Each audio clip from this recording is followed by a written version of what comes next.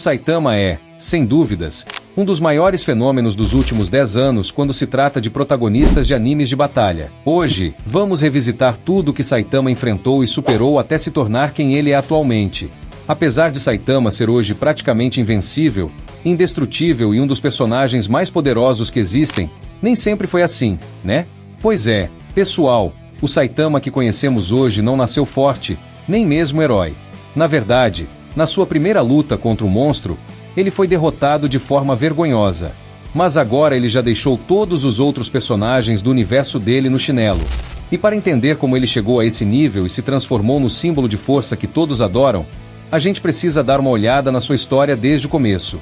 Como eu disse, Saitama não foi sempre o cara que conhecemos hoje. O mangá de One Punch Man, de vez em quando, nos apresenta histórias paralelas fora da ordem cronológica dos eventos principais. Essas narrativas mostram, por exemplo, detalhes da infância dos personagens, o que é essencial para entendermos como tudo começou para Saitama. E é exatamente aí que mergulhamos hoje. Como nasceu o desejo dele de se tornar um herói? Há um capítulo do mangá que retrata a juventude de Saitama, quando ele tinha apenas 12 anos de idade. Nesse capítulo, inclusive, é mostrado que ele estudou na mesma escola que o Cavaleiro Sem Licença. Contudo, o ponto principal dessa história é o momento em que um monstro ataca a escola e rouba o dinheiro de Saitama. Indignado, ele decide perseguir o monstro, mas, nessa época, ele era apenas um garoto comum, sem nenhum poder especial. Naturalmente, o inevitável aconteceu. O monstro derrotou Saitama com facilidade. Afinal, Saitama naquela época não tinha a menor ideia de que um dia se tornaria o homem mais forte do universo, ou pelo menos, um dos mais fortes. Porém, esse evento acabou sendo o primeiro passo para despertar o heroísmo dentro dele. Os anos passaram, e Saitama, com 22 anos, precisava encontrar um emprego para sobreviver. Contudo, ele nunca conseguiu um trabalho fixo, até porque também nunca demonstrou realmente interesse nisso. Essa situação o deixou tão desanimado que chegou ao ponto de se entregar à desesperança, desejando até morrer para escapar daquilo. Tanto é que, ao ser confrontado pelo famoso monstro caranguejo, que aparece no início da história, Saitama nem sequer tentou resistir. Ele chegou a dizer para o monstro ir em frente e matá-lo, pois já não se importava com nada. Mas tudo mudou quando a vida de uma criança foi ameaçada. Ao perceber que o garoto corria perigo, Saitama reagiu instintivamente e salvou a criança. Mesmo apanhando bastante, ele conseguiu derrotar o monstro. O mais interessante, porém, não é a luta em si, mas o que Saitama disse antes de enfrentar o monstro. Antes de começar a batalha, ele declarou: "Quando eu era criança, eu queria ser um herói. Não um maldito executivo. Então vem pra cima!" Essa frase mostra que o heroísmo de Saitama não surgiu nesse momento, mas que a semente já havia sido plantada na sua infância. Após eliminar o monstro, Saitama decidiu entrar em um regime de treinamento que durou 3 anos. Ele seguiu uma rotina extremamente simples, que consistia em fazer 100 flexões, 100 abdominais, 100 agachamentos e correr 10 km todos os dias. Além disso, ele comia uma banana diariamente e nunca usava ar-condicionado. Embora ele diga que um dia acordou tão forte que ficou careca, como se isso fosse obra de um estalo divino, na verdade é um engano da parte dele. Tanto no anime quanto no mangá, há momentos que mostram Saitama atuando como herói ainda com cabelo. No primeiro episódio da segunda temporada do anime, descobrimos que foi ele quem salvou o King da morte quando este foi atacado, e nessa época ele ainda tinha cabelo. Existem também alguns OVAs que mostram Saitama agindo como herói, e nesse período ele também mantinha os fios intactos. A roupa amarela que ele usa como traje de herói, por exemplo, foi dada a ele por um ex-herói. Vale lembrar que nessa época a associação de heróis ainda não existia, e sim, ele ainda tinha cabelo. Ou seja, o Saitama foi ficando mais forte ao longo do tempo, mas não tão poderoso quanto é agora. E falando na associação de heróis, é interessante lembrar que ela só surgiu porque aquele garotinho que o Saitama salvou de um ataque do caranguejo era neto de um bilionário muito famoso. Esse bilionário usou seus recursos para fundar a associação de heróis e profissionalizar qualquer pessoa que quisesse usar suas habilidades para ajudar os outros. 3 anos se passaram, e agora, com 25 anos, Saitama alcançou um nível de poder tão absurdo que se tornou o personagem que conhecemos hoje, virtualmente invencível.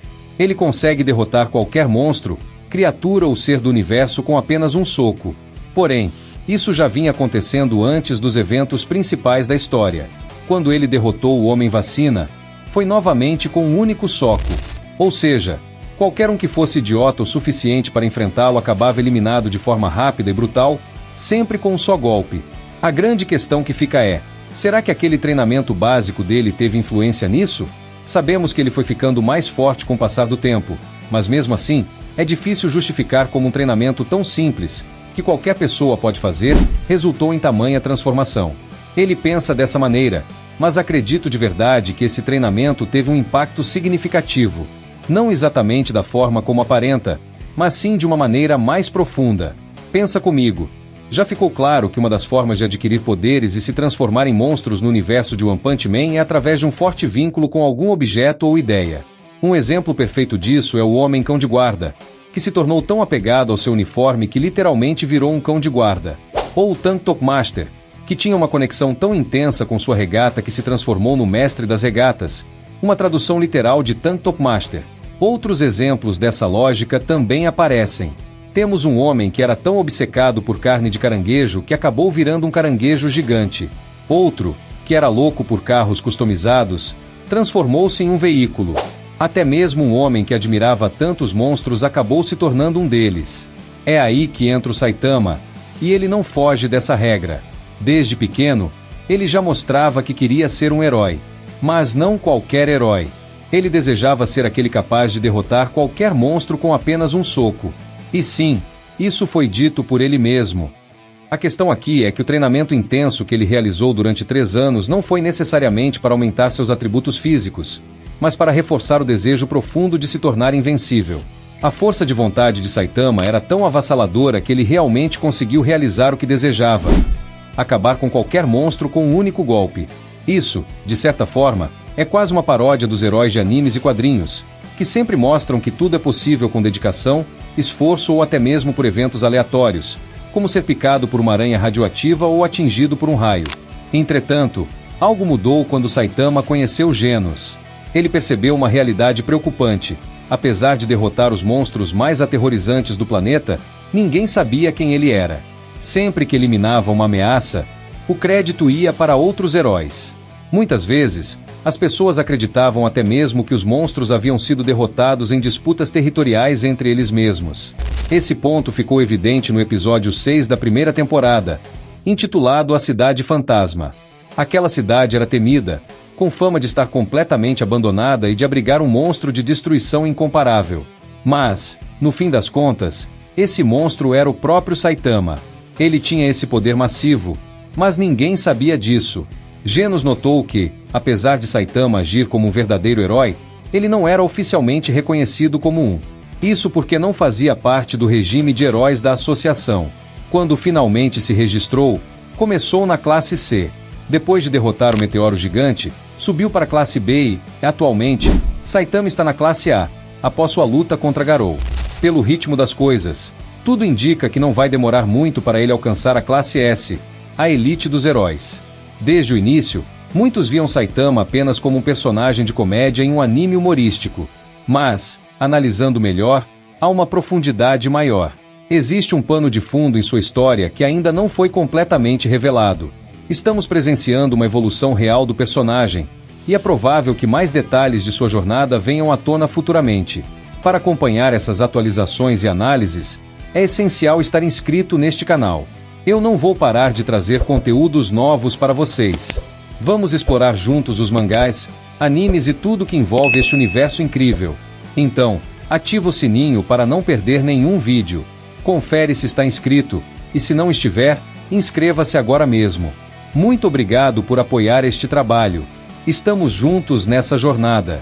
Até o próximo vídeo. Fui!